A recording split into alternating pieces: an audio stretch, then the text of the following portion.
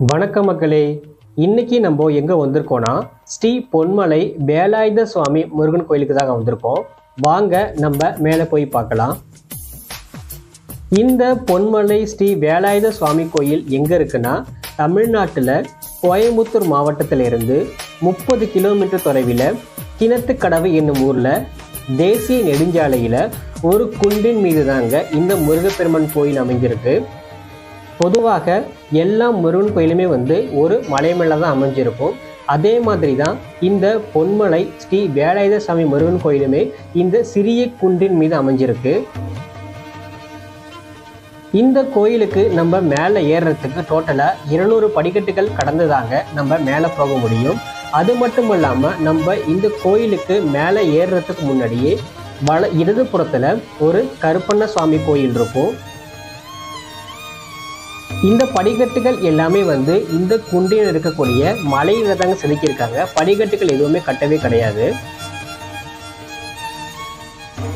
இந்த கோயிலுடைய தல வரலாறு என்னன்னு பார்த்தீங்கன்னா, ஞானப்பழத்திற்காக முருகப்பெருமான் சிவபெருமானிடம் கோவித்து பழனிக்கு போறாரு. இப்போ நம்ம போக போறது அந்த கருப்பராயன் சுவாமி கோயிலுக்கு மற்றும் கன்னிமார் சுவாமி கோயிலுக்கு தாங்க போறோம். இது ரொம்ப டேஞ்சரஸாக தான் இருக்கும். பாருங்க, ஒரே சறுக்கலாக தான் இருக்கும். நம்ம இந்த கம்பியை பிடிச்சிட்டு தாங்க கீழே போக முடியும்.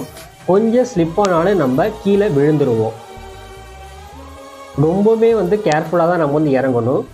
நீங்கள் ஸ்லிப்பர் செப்பல் ஏதாவது போட்டிருந்தீங்கன்னா தயவு செய்து கீழே கழட்டி விட்டுட்டு வாங்க. ஏன்னா நீங்கள் இந்த மாதிரி இடத்துல நீங்கள் கீழே இறங்கும்போது உங்களுக்கு அது வழுக்கி விட்டுரும். ஏன்னா மலை ஃபுல்லாகவே ஈரப்பதமாக இருப்பதனால நல்லாவே வழுக்கும். அது மட்டும் இல்லாமல் இப்போ நம்ம கீழே இறக்கிறதுக்கு இரும்பாலான ஒரு படிக்கட்டுகள் கட்டியிருப்பாங்க. அது மூலயமா தான் நம்ம கீழே இறங்கி போய் கருப்பண்ண சுவாமி மற்றும் கன்னிமார் சுவாமி கோயிலை நம்ம பார்க்க முடியும்.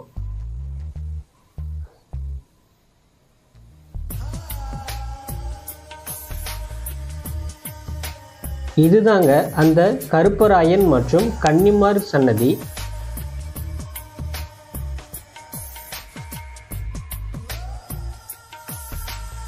இந்த வியூ பாயிண்ட் பாருங்க எப்படி இருக்குன்னு.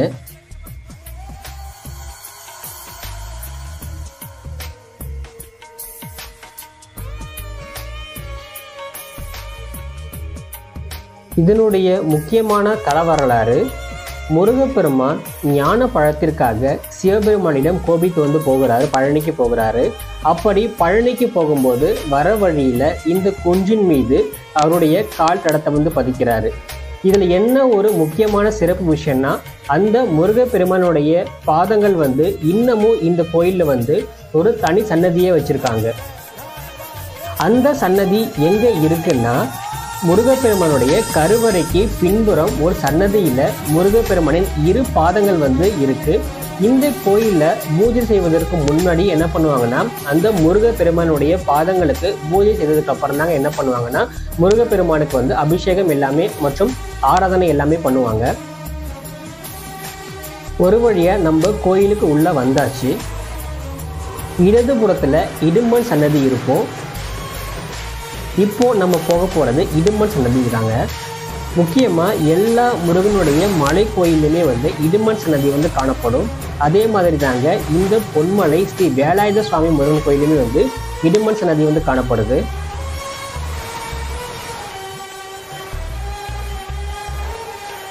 இப்போ நம்ம போக போறது விநாயகருடைய சன்னதிக்கு போக போறோம்.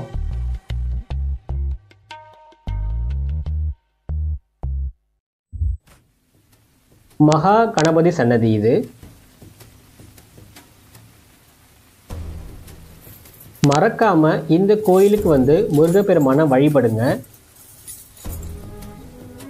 அது மட்டும் இல்லாம இந்த முருகன் கோயில காசி விஸ்வநாதர் மற்றும் விசாலாட்சி சன்னதிகள் காணப்படுது. இந்த கோயிலுடைய மற்றொரு ஒரு சிறப்பு அம்சம் என்னன்னு பார்த்தீங்கன்னா, மைசூர் திவாரன் காற்று புண்ணால அவதிப்படுறாரு. அப்படி அவதிப்படும் போது இந்த முருகன் கோயிலுக்கு இந்த முருகப்பெருமான் வழிபடுறாரு. அப்படி வழிபட்டு சில தினங்கள்லேயே அவருடைய காற்று புண் ஃபுல்லாக குணமடைந்தது. அதுக்கப்புறம் அந்த திவான் என்ன பண்றான்னா, அந்த மைசூர் அரசர்கிட்ட சொல்றாரு. அவங்க என்ன பண்றாங்க, அதுக்கப்புறமா எல்லாருமே சேர்ந்து இந்த கோயிலை கட்டியிருக்காங்க. இப்போ நம்ம கோயிலுக்கு உள்ள போக போறோம். இதுதான் கொடிக்கம்பம். அருள்மிகு கனககிரி அல்லது பொன்மலை ஸ்ரீ வேலாயுத சுவாமின்னு சொல்றாங்க. கோயிலுக்குள்ள வீடியோ எடுக்க முடியாது, பட் இருந்தாலும் நான் ட்ரை பண்றேன். மயில் வாகனம்.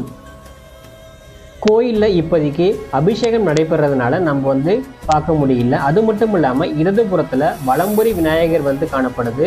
இங்கே ஆண்கள் பெண்களுக்குன்னு தனித்தனி கியூ காணப்படும். பாருங்க எப்படி இருக்குன்னு. மிகவும் பழமையான கோயிலுங்க இந்த பொன்மலை ஸ்ரீ வேலாயுத சுவாமி. இப்போ நம்ம போக போகிறது காசி விஸ்வநாதர் சன்னதி. இதனுடைய வலதுபுறத்திலே காசி விசாலாட்சி சன்னதியும் காணப்படும்.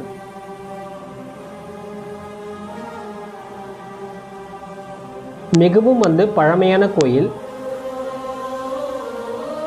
நெக்ஸ்ட் நம்ம எங்க போக போறோம்னா அந்த முருகனுடைய இரு பாதங்களை தான் நம்ம வணங்க போறோம்.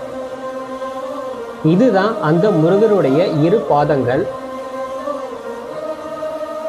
இது வேற எந்த கோயிலுமே இருக்காது. இதுதான் இந்த கோயிலுடைய முக்கியமான ஒரு சிறப்பு அம்சம். இதுதான் வேலாயுத சுவாமி பாதம். உங்களுக்கு தெரியுதா? அதுதான் முருகனுடைய பாதம்.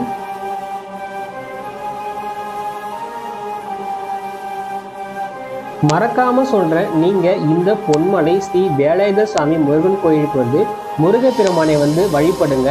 கண்டிப்பாக உங்களுக்கு நல்லது தாங்க நடைபெறும்.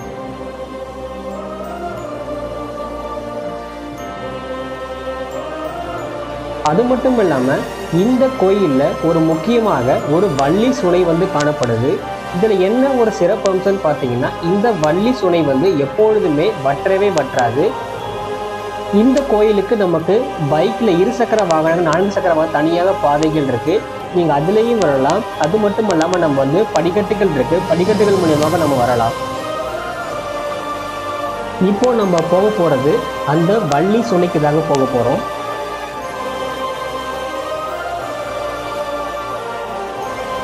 இந்த சுனை எப்பொழுதுமே வற்றவே வற்றாது. எவ்வளவுதான் வெயில் அடித்தாலுமே இந்த சுனை வற்றவே வற்றாது. இதுதான் இந்த கோயிலுடைய தல தீர்த்தம்னு சொல்றாங்க.